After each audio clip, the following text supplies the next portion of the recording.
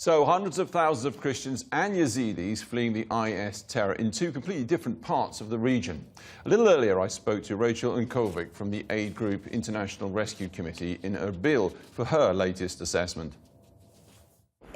All of the families who have fled have had to leave everything behind. Many of them had what little they fled with taken from them at different checkpoints as they left their homes. For the most part, the Kurdish people here in the Kurdistan region of Iraq are being incredibly generous, opening up their homes and their public centers. They're giving food, they're giving water. That said, the needs are going to get worse as this progresses. It's not looking like the conflict is going to end anytime soon, for sure. And people are going to start running out of resources, both the people who fled and the families who have welcomed them. You seem to suggest, therefore, that not only are they going to run out of immediate food and humanitarian needs, but perhaps the city that you're in now will also become increasingly unsafe. Is that the case? There are a lot of fears amidst people in this area. So far, there haven't been any issues in Erbil, the city where I'm in, but there are a lot of threats being made, and there is a lot of fear amongst the population here.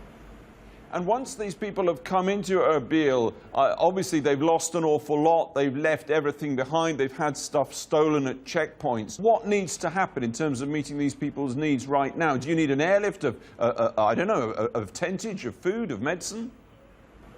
The airlifts that you're discussing are happening over in the Sinjar Mountains.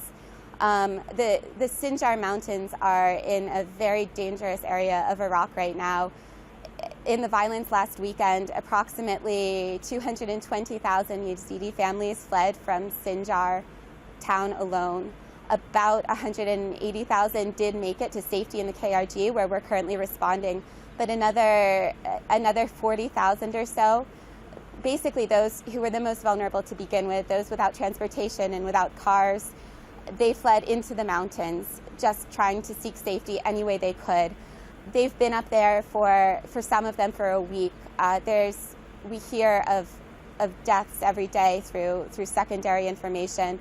People are living without water, without food, in 40 degrees Celsius weather, and they're surrounded by militants, by Islamic State. Well, let me ask you a wider question. There are reports from IDPs, from displaced people, and at least one Iraqi senior official that several hundred women have been abducted by the IS, and that several hundred women and children have been buried alive. Do you regard those stories as credible? You know, there's a lot of information that we're getting every day. I have heard about the approximately 500 abducted women right now from multiple sources. So while I can't say for certain whether or not it has been verified, because the area in which they're presumably being held is inaccessible, it's quite likely that it's true. Rachel Unkovick speaking to us earlier from Erbil.